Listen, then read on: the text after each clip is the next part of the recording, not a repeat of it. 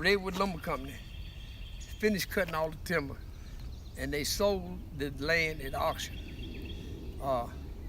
Grandpa Holloway bought 101 acres right to the right over here, and right to the left over there, a man named Richard Oakes from West Virginia, whose wife was from Oxford, and was grandma's best friend. They bought that land over there. They both passed after grandmama and them moved up on Cheek Road in 1955. And after that time, they rented the farm out to various people for farming. And the Oaks had a great big old house, and they lit their house by a carbide lamp. It's some kind of I don't know what it really was, but anyway, you set it, it was a gas, and you lit it, and it gave you lights. It was the next thing to electricity. And they had a porch and had the well right at the edge of the porch. And Mr. Oakes used to say, come get a drink of water out the north corner of that well. And they had good well water, and after hunting, we would stop by their house and get a molasses biscuit or whatever before we came back to grandmama's house.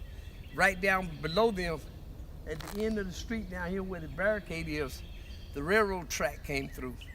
And grandpapa and them used to flag the train down and catch the train into Durham. And there was a big trestle across this river, and we used to come down here and walk across it. And then when the train would come, we would climb down into the cross members of the train and let the train go by and get back up on it and walk to the other side of the river, which is the Neuse River divided Durham County from Granville County. Up this road, there were various black families that owned farms up here. On the left was the Sneed family, had a farm, and the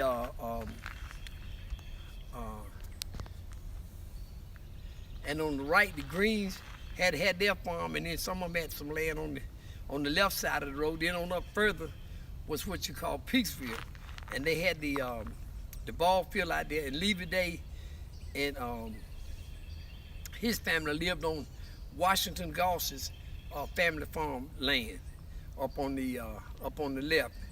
It was the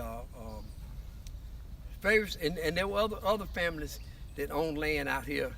And across 85 was the Pages. They had their land, which their farmhouse is still standing, which Jim Page had built a house right before you get there. Let me see. Let's see, the Sneeds had a farm up there, and also the, can't think of the name right now.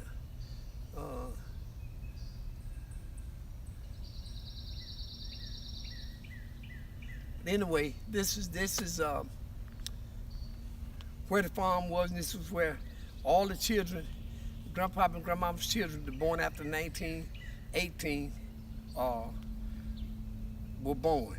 Aunt Beatty, Uncle Thomas, Uncle Bill were not born here. They were born somewhere around here where Grandpapa was sharecropping. And when he bought this farm, the rest of the children from 1918 to Mary was born in 1926. Until then, 28. Until then, all the rest of the children were born here. And Grandpapa and Grandmama lived here to 1955 until they built the house up on Cheek Road. That is pretty much it. And I barely recognize anything except the entrances to the farm and the old road. The land itself looked like it's been bulldozed, and the lay of the land does not rise as it used to when, as I remember. That is pretty much it. And our land came to right, I don't know where the stake is, but anywhere, it was right in here somewhere, was the dividing line between our farm and the Oaks farm. And there was a little path that went up in there that the Oaks owned on that side, and we owned on this side of the path.